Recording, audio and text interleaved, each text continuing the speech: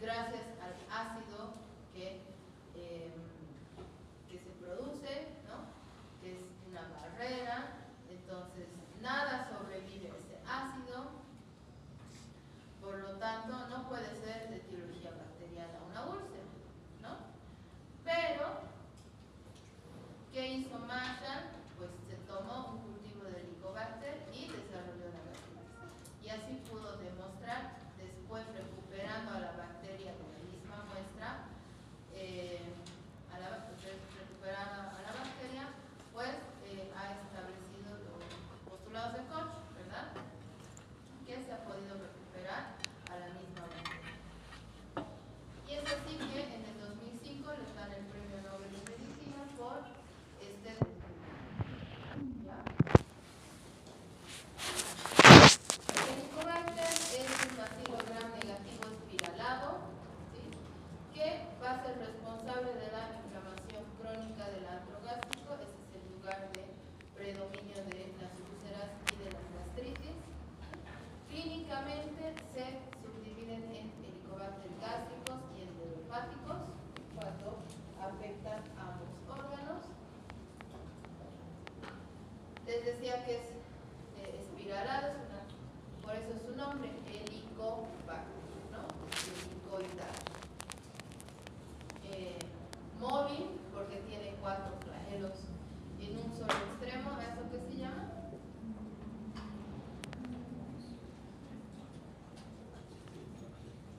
Cuando tiene un penacho de flagelos en un solo extremo. Mono es un flagelo. Monótrico es un flagelo. En un solo extremo, ¿qué? Lopótrico. Muy bien. ¿Sí? Anfítrico es en ambos extremos, perítrico es en todo el cuerpo, ¿verdad? Entonces, esa es la importancia de las primeras clases. Es una bacteria que produce la enzima ureasa, ¿sí? Esto es uno de los factores más importantes de esta bacteria, ¿ya? Sobrevive a los ácidos grasos, es catalasa y oxidasa positiva, es no fermentador de hidratos de carbono, ¿sí?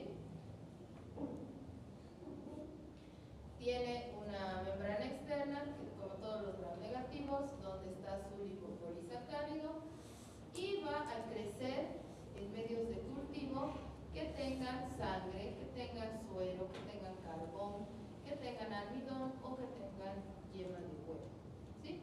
Es un exigente nutricional. Por eso necesita uno o varios de estos suplementos. Las condiciones de temperatura de incubación son de microaerofilia. ¿Quién se acuerda qué es la microaerofilia? Solamente puede soportar Ya, que requiere mínimas cantidades de oxígeno, ¿no? Un 5% más o menos. Ahora, no es igual que sea facultativo o que sea anaerobio o que necesite CO2, no es lo mismo, ¿sí? ¿Por qué? Porque cuando incubamos a un estreptococo o a un estafilococo en jarra, ¿no? Con una velita, logramos disminuir el oxígeno, pero no hasta el 5% que necesita. 5% es casi anaerobiosis, ¿ya? Entonces se necesitan jarras especiales con medios especiales de incubación, ¿ya? Los factores de virulencia que tiene el Helicobacter son las enzimas ureasas, bueno, la ureasa, tiene sistemas antioxidantes, tiene estas dos toxinas, ¿sí? La citotoxina vaporizante y el gen asociado a la citotoxina, que son los BAC-A y el CAC-A. ¿Ya? ¿Qué es lo que hace la enzima ureasa? ¿Sí? La ureasa es una enzima que cataboliza la urea, ¿sí? La urea, y la desdobla en dos compuestos, en amonio y en CO2. amonio en vez de urea, ¿sí? El pH va a subir. Del 4,3 que tenemos de ácido puede llegar a un 6, casi a un 7, ¿sí? ¿Esto qué va a hacer? Que se pierda la acidez y así es más propenso a colonizarse por las bacterias, ¿no? Entonces, esta enzima propia de la bacteria, del Helicobacter, lo que hace es alcalinizar la mucosa gástrica, ¿ya? Y también va a ser causante de necrosis cuando ya está en profundidad de la mucosa, ¿sí? Entonces es responsable de la gastritis crónica.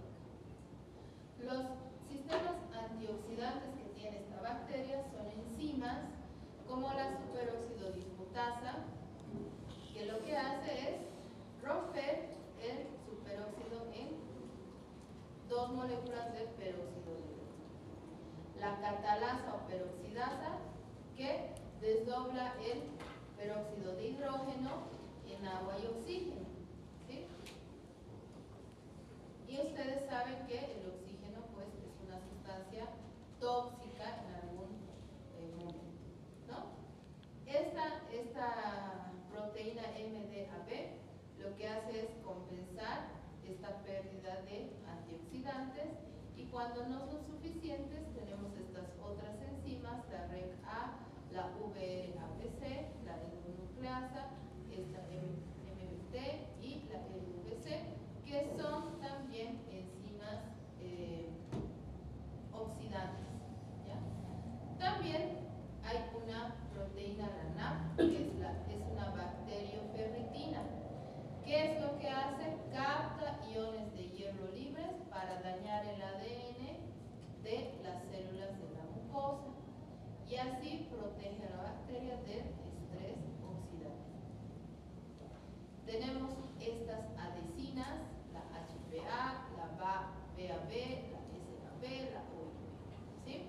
Fíjense, es la Helicobacter pylori adhesina, la molécula, el antígeno de unión sanguíneo o de adhesión, ¿quieren? El que se adhiere, la adhesina que se une al ácido ciálico, la proteína inflamatoria de membrana externa, ¿sí? Tenemos a la citotoxina vaporizante. Las vaporas, ustedes saben que son espacios, las vaporas son bolsitas de aire, ¿verdad? Bolsitas o de agua o de gas, dependiendo de la bacteria, pero llena de vaporas en las células del epitelio gástrico. Y si se llenan de vaporas, ¿qué va a pasar? Se van a también formar poros en sus membranas. Esto va a hacer que pierda aniones, pierda urea, ¿sí? Esto va a aumentar la expresión de COX-2 y del factor de velocidad de sedimentación, y lo que hace es aumentar el riesgo de procesos oncogénicos. Esto modifica la morfología, modifica a la célula, la transforma en una célula cancerosa, ¿ya? Esto obviamente no en todos los casos, ¿eh? Bien, se dice que la mitad de la población mundial tiene Helicobacter en el estómago, ¿sí? Y una vez que estás colonizado y no te has tratado, no recibes tratamiento, puede ser que lo tengas toda la vida, ¿sí? No es algo que se autolimita, ¿ya? ¿Cómo es que se facilita la colonización? Porque se bloquea la producción de ácidos grasos y se neutraliza los ácidos grasos, ¿sí? Entonces, esto hace que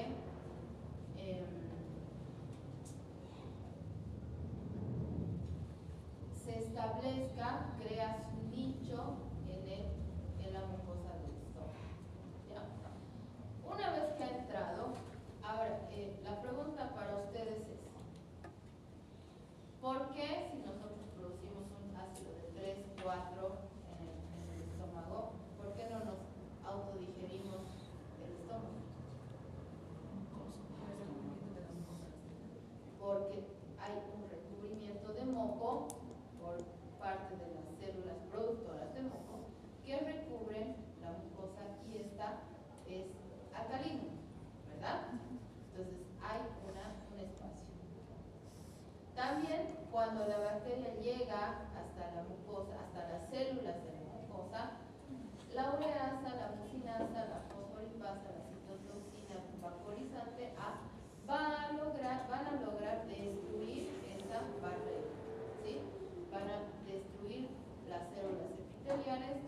producir una reacción inflamatoria y esto es la gastritis.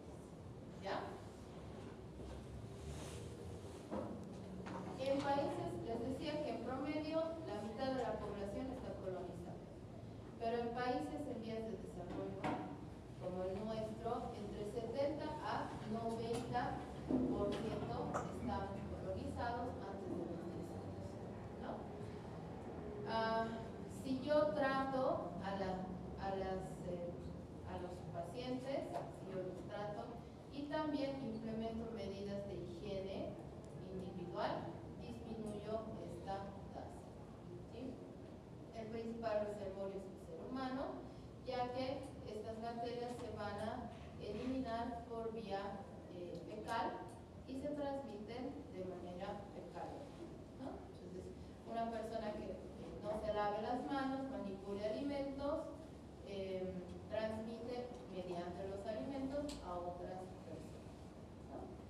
Y actualmente se asocia a gastritis, a úlceras gástricas y lo más importante y lo más grave es el adenocarcinoma gástrico y el linfoma gástrico. ¿Cómo lo hacen? Sabemos que tiene 4 flagelitos, ¿verdad? Aquí están. Los usa como si fueran sacacorchos, como si fuera la hélice de una lancha, ¿sí? Para que se den cuenta. Entonces le hace dar vueltas y entra como si fuera un tirabuzón, como si fuera esos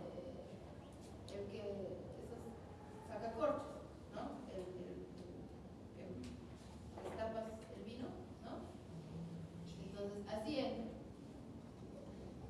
Así penetra la mucosa, toda esta capa de moco que tenemos, ¿no? Y se va a adherir a la mucosa a la capa al epitelio, ¿sí? a la superficie del epitelio, ¿ya? Ahí empieza a producir amoníaco a partir de la urea que hay en ese ambiente, ¿sí? La urea la producen las células, está en la mucina y la bacteria hemos dicho que tiene una enzima que se llama ureasa. Entonces, la ureasa transforma la urea en amoníaco y agua, ¿no? Y ese amoníaco hace que el pH aumente y entonces fíjense que se ve cubierta, está tranquilo, ¿no? Eso hace que ya vengan más bacterias y ahí empiecen a proliferar, ¿no? Empiezan a multiplicarse porque ya están en un ambiente tranquilo, no hay ácido, aquí no llegan los macrófagos, nada, ¿no? Y empieza a proliferar. Y fíjense que es local, ¿verdad? Es en un solo lugar. Pero hay un momento en que esta inflamación cede y se destruye, hemos dicho, se forman vacuolas, ¿no? En las células epiteliales, gástricas, ¿no? Hay inflamación, hay muerte celular, ¿no? Y se va horadando y se va formando úlceras. Y ahí ya vienen los neutrófilos, vienen las células de defensa, ¿no? Se empiezan a formar los anticuerpos, etc., ¿no? Como cualquier infección, pero ya tenemos una solución de continuidad llamada úlcera, ¿ya? Entonces, resumimos, los factores de patogenicidad del Helicobacter son, en primer lugar, los flagelos. Actúan como un impulsor, como un motorcito que va a impulsar, como decía, a la bacteria. Este dibujo está mal, solo tiene un lado.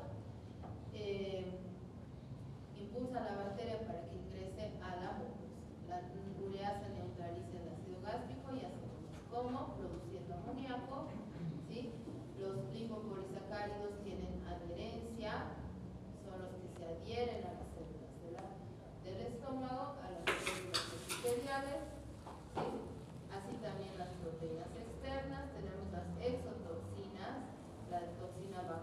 irritante que va a lesionar a las células.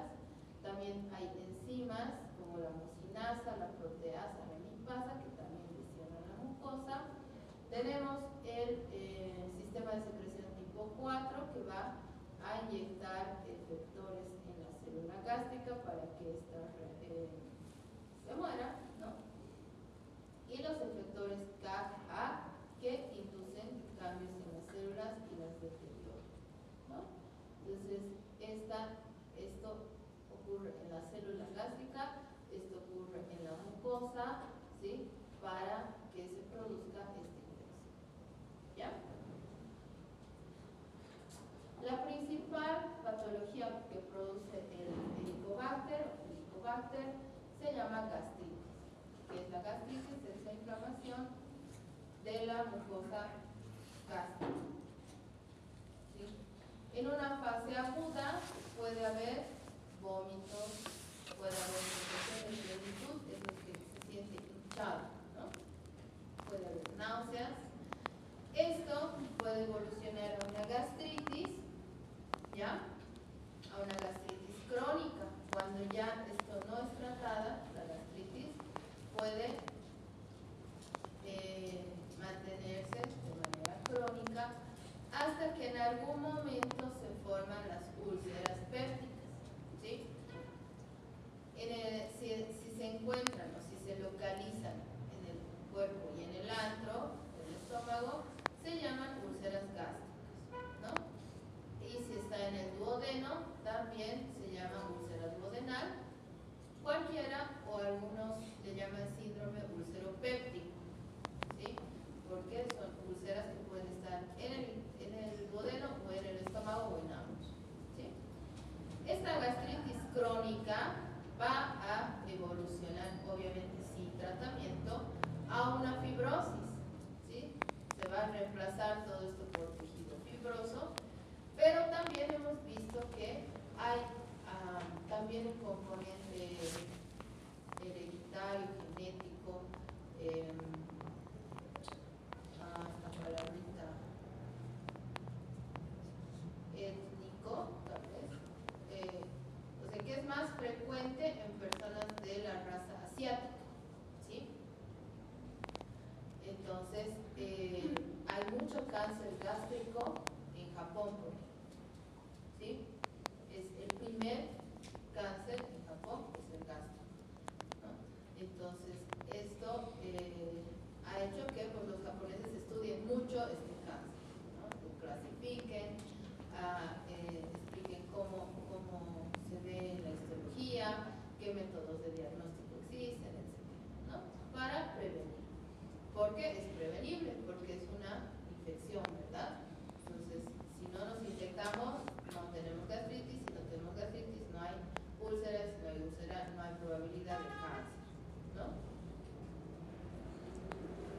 ¿Cómo se realiza el diagnóstico? ¿Sí? Lo malo es que, bueno, por más de que se encuentren las heces, no puedo hacer un coprocutivo, buscarlo y encontrarlo, ¿no? No es tan fácil. Se tiene que llegar al lugar donde está la bacteria, y el lugar donde está la bacteria se llama estómago, ¿verdad? ¿Cómo llego a tomar una muestra directa de la úlcera? Con una endoscopía, ¿sí? Entonces tomo hago una endoscopía y tomo una muestra, una biopsia de esa lesión, de la úlcera o de la zona que está con gastritis. ¿Y qué voy a hacer? Tengo que hacer una tinción universal o una tinción GRAM, puedo hacer también. Y voy a observar tanto la lesión, la inflamación, la úlcera o también a las bacterias, ¿sí? También voy a poder hacer otras pruebas con esa muestra, ¿sí? Esa muestra de biopsia. No se recomienda el examen de heces, no se va a recuperar con la gran cantidad de microbiota que existe, que la va a encubrir, ¿no? Que es mucho más abundante que las enterobacterias, ¿ya? Entonces, ¿qué se hace con la muestra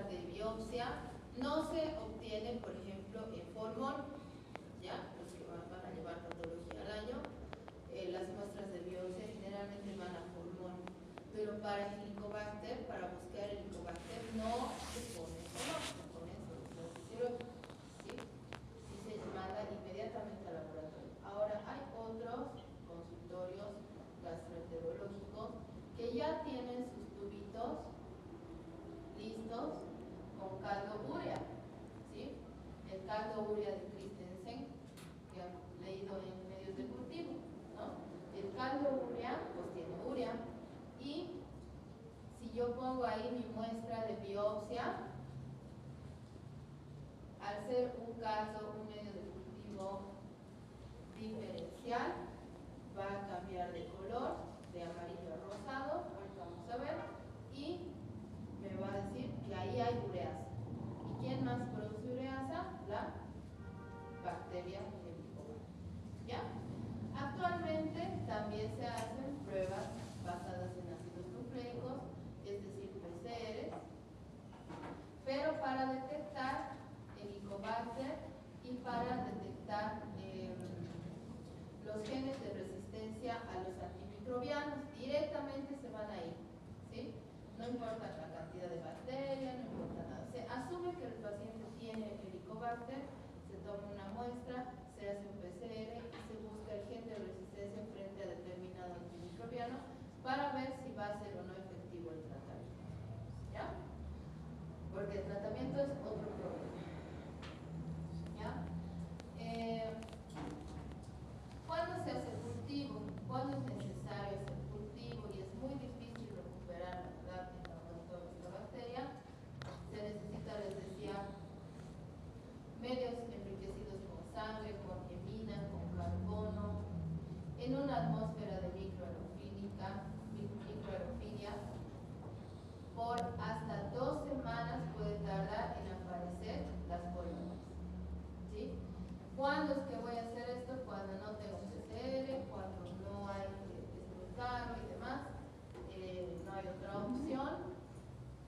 Antes de la PCR, esta era la única forma de hacer sensibilidad a los antimicrobianos. ¿Ya? Entonces, era la única forma. Una vez que tengo la bacteria crecida, si quieren, en medio de cultivo, también tengo que hacer en condiciones selectivas, tiene que ser un medio que tenga antibiótico para inhibir a otras bacterias y que no crezcan. Entonces, es bien complicado, ¿no? Los miro al microscopio, veo que son curvos, que son bacilos gram negativos curvos, ¿sí?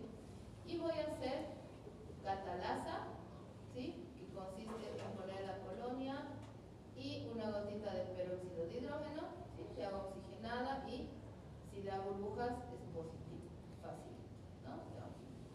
Prueba de oxidasa, igual, con el reactivo, con el papel impregnado en reactivo, pongo acá la colonia y tiene que dar también positivo. Y esta es la prueba de la ureasa para biopsias, ¿sí? Hay otra prueba de ureasa en el aliento, ¿sí? También les voy a explicar ahorita. Esta prueba es solo para biopsias. Tenemos un tubito con caldo urea, que es este de acá, ¿sí? Y deposito acá. Esta prueba, incubando en 35 grados, en 15 minutos ya me tiene que dar este producto. En 15 minutos. Si es que la bacteria está ahí, pues va a ser ureasa positivo y ya tengo mi diagnóstico para dar tratamiento al paciente. ¿Ya? No voy a esperar 2, 3 horas, digo semanas, 2 semanas para dar un diagnóstico. ¿Ya? Ahora, otra cosa es cuando hay fracaso terapéutico, ahí sí hay que investigar porque si es resistente a una u otra antibiótico. ¿Ya? Hay otra, bueno, la detección de antígenos. Esta ya hemos visto, la muestra de biopsia para ureasa. Acá, el antígeno es un inmunoanálisis monoclonal y policlonal, ¿sí? En el que con el reactivo yo hago, bueno, sigo las instrucciones de este kit, que es una prueba rápida, ¿sí? de heces, ¿sí? de heces, en las que voy a detectar el antígeno, ¿ya? No el anticuerpo, el antígeno. Si detecto el antígeno, estoy detectando la bacteria, ¿verdad? Entonces es una prueba rápida que también está disponible en algunos laboratorios, ¿ya? Otra es la prueba de ureasa en aliento, ¿sí? Esta es muy cara, ¿sí? Muy cara. Antes se realizaba, se consiste en ingerir una cápsula que tenga urea, ¿sí? Y si la bacteria está ahí, pues va a utilizar la urea y el aliento se tomaba, si quieren, en una cartilla con colorante, ¿sí? Entonces ahí se respiraba, si quieren, se expiraba y salía con color. Entonces ese aliento era positivo, entonces decíamos que sí hay ureasa en este estómago, ¿no? Pero ahora se hacen otras pruebas, ¿ya? Cuando ya hay una úlcera y hay una gastritis que ya es crónica, se encuentran anticuerpos, ¿no? Los anticuerpos. ¿Cuál es la metodología de elección? Siempre se realiza, ¿sí? La más económica, la más fácil de realizar, y en esta pues se van a detectar la IgG y la IgM, ¿sí? Cuando es aguda, ¿cuál va a estar elevada? M. Y cuando es crónica, IgG, ¿no? Entonces eso es un poquito más que te dice que sí tienes o has tenido contacto con el Helicobacter, la G, ¿verdad? Ahora, si te dice la M que está elevada, pues tienes una infección aguda, ¿ya? Una vez que he establecido el diagnóstico del paciente, ya sea una gastritis, una úlcera y demás, voy a realizar el tratamiento, ¿sí? Actualmente antes era triple tratamiento, ¿no? Actualmente se usa por cuatro fármacos, ¿ya? Un inhibidor de la bomba de protones, que es el omeprazol, ¿sí? Que va a disminuir el pH del estómago, el bismuto, que también ayuda a este mismo objetivo, la doxiciclina y el metronidazol. Ese es un esquema de 10 a 14 días. El otro cuádruple es con otro antimicrobiano. En vez del metronidazol, utilizo levofloxacin, omeprazol, amoxicilina, bismuto y levofloxacin, ¿ya? Y el cuádruple con pilera. Pilera es el nombre comercial de un fármaco que tiene, o sea, es una sola pastilla, ¿sí? Que tiene 3 fármacos. Tiene metronidazol, tetraciclina y omeprazol, si no me equivoco, ¿sí? Sí. Tiene los 3 en uno. Entonces es específico para el tratamiento del Helicobacter. Ahora, ¿por qué se elige cambiar el metronidazol? Por mucho tiempo, fíjense, acá, si ustedes revisan incluso teóricas antiguas, que espero que no lo hagan, se van a confundir, está aquí la claritromicina, ¿sí? Como antibiótico de elección. Ya no existe porque ya hay mucha resistencia, ¿sí? Ya no se utiliza. Actualmente se está encontrando resistencia al metronidazol, ¿sí? Entonces por eso a veces hay fracaso terapéutico, pese a que se cumplen los 14 días, pese a que se hace dieta, pese a todo, hay fracaso. No se puede erradicar, sigue saliendo positivo.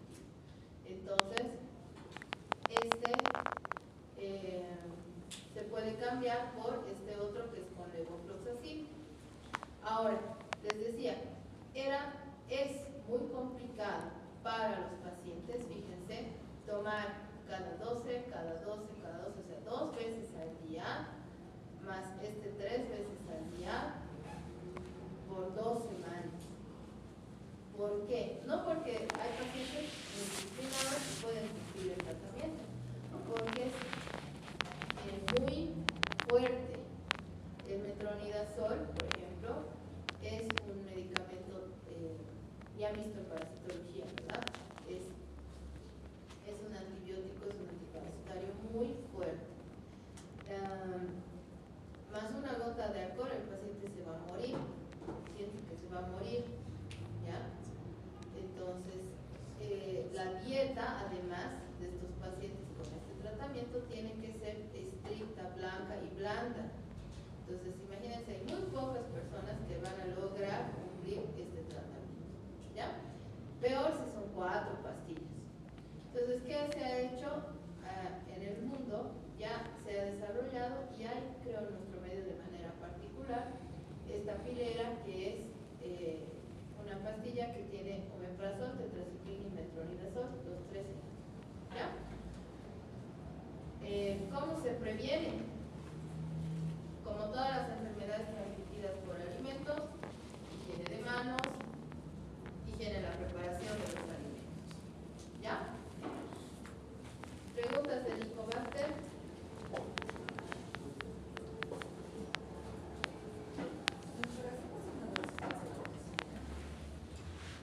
No mucho.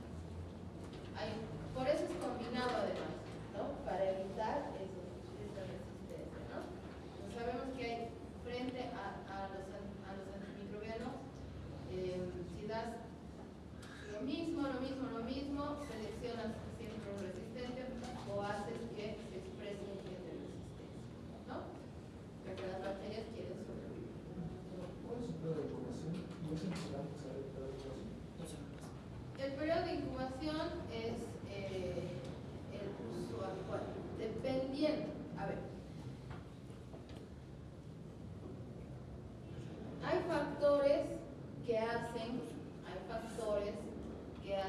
que se acorte un tiempo de incubación, como por ejemplo el uso indiscriminado de antiácidos, ¿sí? Cuando uno utiliza antiácidos, bismuto, hidróxido de aluminio, peptobismol se llama, es el rosadito, favorece a que proliferen las bacterias y también los hábitos higiénicos, el comer en la calle y demás, ¿no? Entonces, el tiempo de incubación es el usual de las enfermedades transmitidas por alimentos, que es 7 días, 5 a 7 días, ¿no? Hasta 10 incluso, pero como les digo, esto mucho depende de la dieta, depende del inóculo, depende del estado inmunológico del paciente, ¿sí? Etc. ¿Hay otra pregunta? Sí. Una persona que recién se infecta con el Helicobacter pylori, ¿cuánto tardaría en mostrar los primeros síntomas? Manifestaciones clínicas. Sí. Ya. Esto es relativo, pero depende, otra vez, de la alimentación, depende de qué tanto ácido hay del inóculo, pero promedio será pues 15 días, un mes, en que ya hay molestias, ¿no? No molestias de acidez, no molestias de úlceras, de dolor, ¿no? Porque eso tarda, ¿sí? Pero sí en la pesadez, las náuseas y demás, ¿no? No produce diarrea, entonces no es algo que te llame la atención, es como que algo te cayó mal o que tienes una molestia nada más y se pasa, ¿no? Las úlceras, ustedes van a aprender en semiología que la úlcera del estómago, ¿sí? Duele más cuando comes. ¿Por qué? Porque tiene que secretar el ácido y el ácido lastima enzima en la úlcera, ¿no? En cambio, la úlcera del duodeno calma cuando comes el dolor, ¿sí? Entonces es algo clínico, semiológico que van a aprender al año que ayuda a diferenciar, ¿no? Seguiremos porque si no nos vamos a ir muy tarde. Campylobacter. Campylobacter es un bacilo gram negativo pequeñito en forma de coma, ¿sí? Que también es móvil.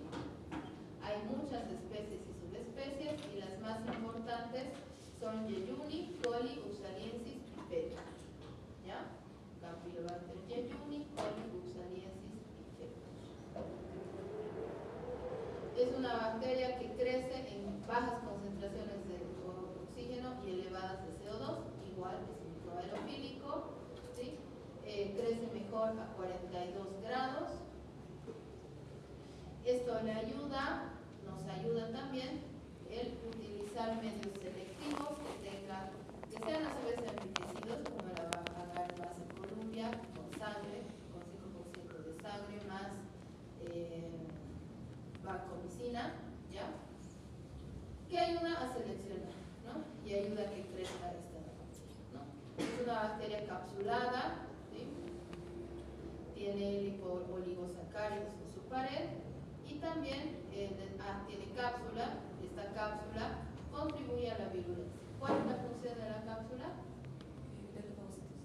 Muy bien. Entonces, evitar ser fagocitada, ¿no? Siempre que lean que una bacteria tiene cápsula, es más virulenta, ¿ya? Porque no se deja fagocitar, ¿ya?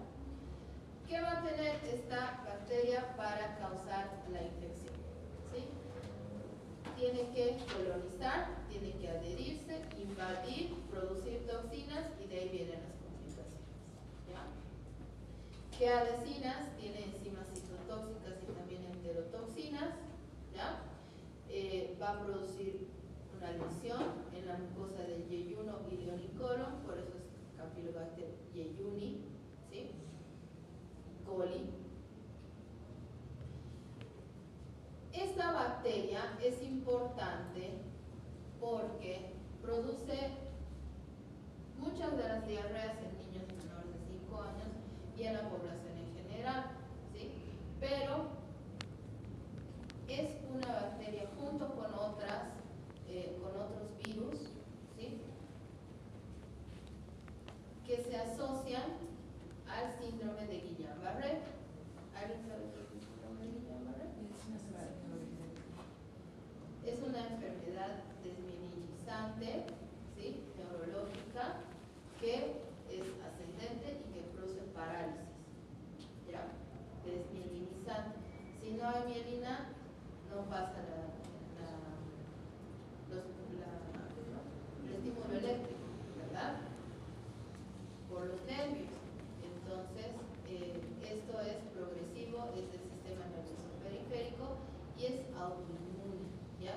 Para las enfermedades autoinmunes, ustedes van a aprender que siempre tiene que haber un gatillo, ¿sí? No es un gatillo recto, es un disparador, se llama, ¿sí? Algo que los despierte. Y en este caso, uno de ellos es la bacteria Campylobacter en su especie tanto yeyuni como Upsaliensis, ¿ya? En estos pacientes que llegan con su parálisis a emergencias, ¿sí? Lo primero es atender la emergencia, atender la parálisis, darle soporte ventilatorio porque pueden llegar incluso a paralizar los músculos respiratorios, se mueren, ¿no? Y posteriormente ver la causa. La causa a veces se hace un cultivo o se hace una búsqueda de la bacteria y se encuentra. Otros asociados al síndrome de Guillain-Barré son los enterovirus, ¿sí?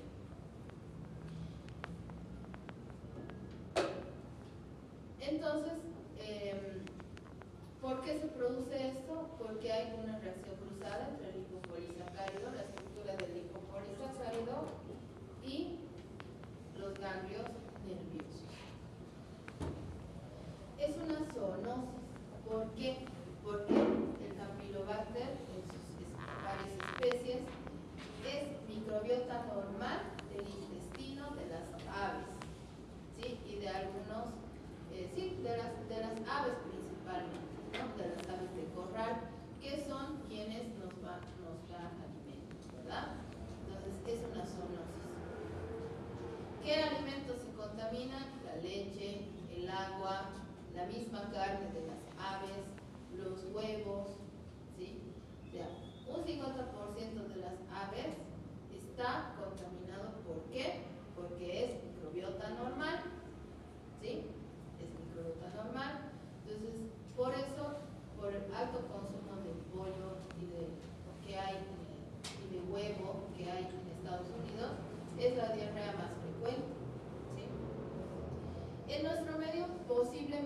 también, pero es más difícil de diagnosticar.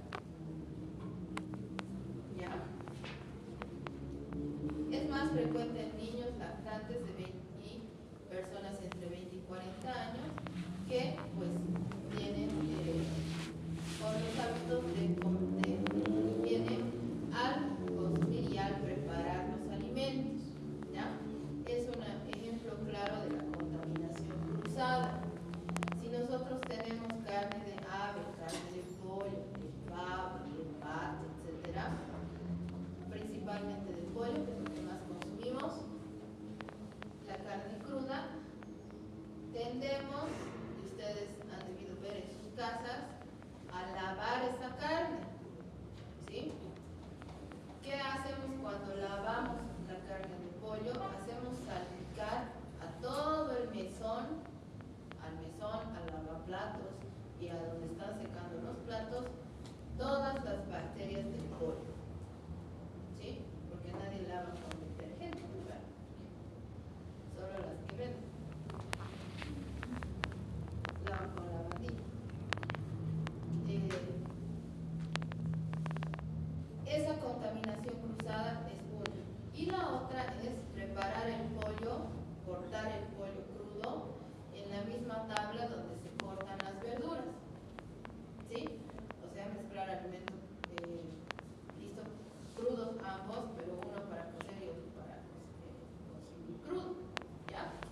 Es así que por vía oral vamos a adquirir esta bacteria y vamos a tener una enteritis, una diarrea con fiebre y dolor abdominal, ¿no? Muchas veces con sangre, ¿sí? Ese es con sangre, diarrea con sangre, 10 o más al día, ¿no? Pero se autolimita, se puede autolimitar. En algún caso va a producir colitis aguda, un dolor parecido a la apendicitis, ¿sí? Una complicación que es el síndrome de Guillain-Barré y también a veces artritis. ¿Sí? En el caso de Campylobacter fetus puede producir infecciones intravasculares y también meningitis, pero esto es muy, muy raro. ¿Ya? Entonces, principalmente enteritis, diarreas.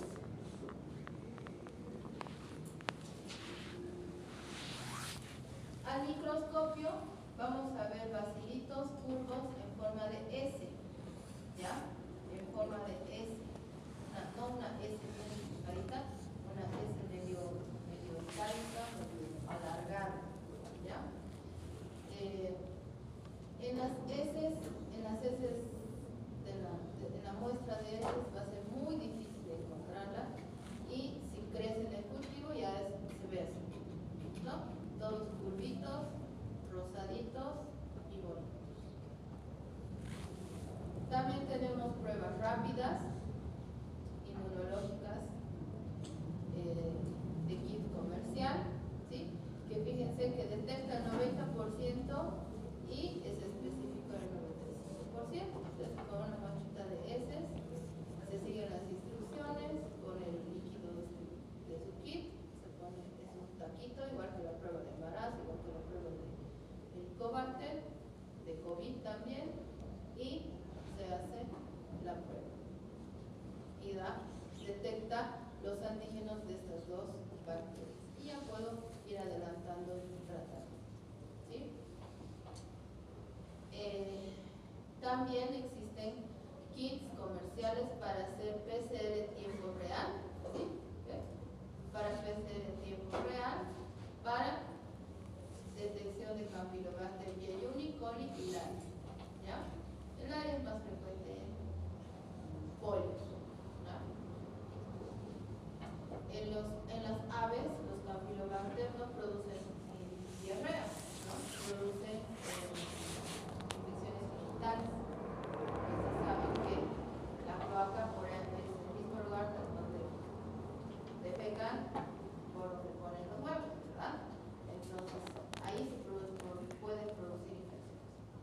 Pero, ¿por qué hay tantas pruebas de detección? Porque es una enfermedad transmitida por alimentos muy frecuente. Entonces, hay formas de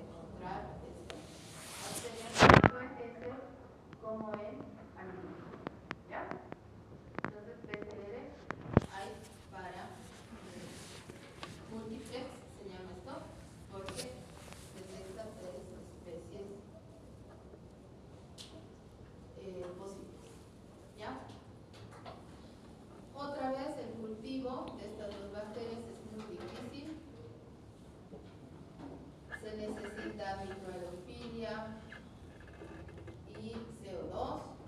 Se necesita que crezca a 42 grados, ¿ya? O sea, se necesita otra estufa que esté a 42 grados y esperar, uno que no se contamine, otro que crezca en 48 horas o más, desde el lento crecimiento. Esta es una jarra de anaerobiosis y de microaerofilia, dependiendo de qué reactivo yo le ponga, ¿sí? Y aquí tiene que estar 48 horas mínimo. Entonces es más, tarda más y es más costoso. Estos sobrecitos son muy caros, ¿sí? Y solo se usan una sola vez. Sirven para darle la microaerofilia, ¿ya? Una vez que tengo el cultivo, pues voy a ver la morfología, voy a hacer oxidas de catalasa, que también van a dar positivas, y la única forma de que yo tenga, hay pruebas bioquímicas obviamente, pero es muy difícil realizar con poquitas colonias, ¿sí? Pero es la espectrofotometría de masas, espectrofotometría de masas para la identificación, ¿sí? Es un aparato que utiliza un láser, ¿sí? Es un tubo que se llama magneto. Pongo la muestra, el láser le dispara, es una muestra bien chiquitita, ¿sí? Es un puntito de color. Lo rompe el láser, lo vuelve polvo y ese polvo sube por el tubo y ese tubo detecta el espectro de la masa de las proteínas de la bacteria, ¿sí? Y esas proteínas tienen diferente peso molecular y van a formar un mapa que se llama espectro. Ese espectro se compara con un patrón y ese es 99% que se llama Campylobacter jejuni, ¿ya? Incluso puede llegar al subtipo y también en algunos casos de algunas otras bacterias puede detectar genes de resistencia, proteínas, no genes de resistencia, ¿ya? Este equipo del Madito se equipara a la secuenciación del genoma, porque esto es proteómica, ¿ya? Entonces cuando llegue a mi laboratorio les voy a mandar la foto. Ojalá. ¿Ya? Una vez que he identificado la bacteria, hago el tratamiento, que generalmente es una diarrea, reposición de líquidos y electrolitos, ¿sí? De acuerdo al nivel de deshidratación del paciente, al grado de deshidratación, será el plan de rehidratación, ¿no? ¿En qué casos se dan antibióticos? Solo en infecciones graves y en sepsis, ¿sí? Se puede empezar con eritromicina y acitromicina y en segunda línea tetraciclinas o quinolonas, ¿ya? Entonces esto es la concentración inhibitoria mínima para los antimicrobianos, ¿no? Fíjense que esta es la ampicilina, esta es la 90, ¿verdad? Con 8 microgramos mililitro de ampicilina logro matar al 90% de las bacterias. Con 2 microgramos de la eritromicina, con 1 microgramo de la acitromicina y con más de 32 de la acitromicina. Entonces, esta así a mí me orienta, cuando yo lo comparo con las tablas, a dar el tratamiento adecuado, ¿ya? Entonces, a elegir el tratamiento según la gravedad del paciente, según la edad y según la toxicidad de estos antimicrobianos, ¿ya? Eso es lo que hay que tomar en cuenta siempre para los tratamientos antimicrobianos, no es darle y ya, ¿no?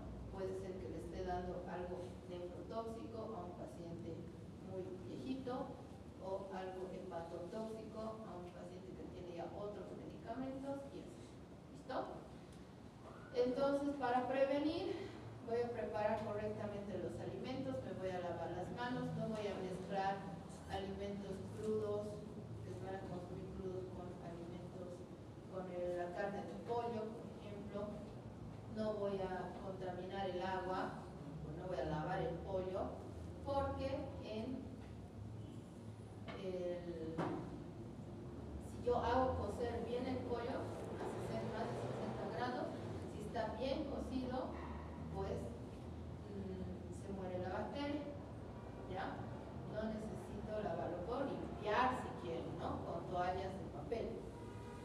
no lavar, porque les acabo de decir que todo lo que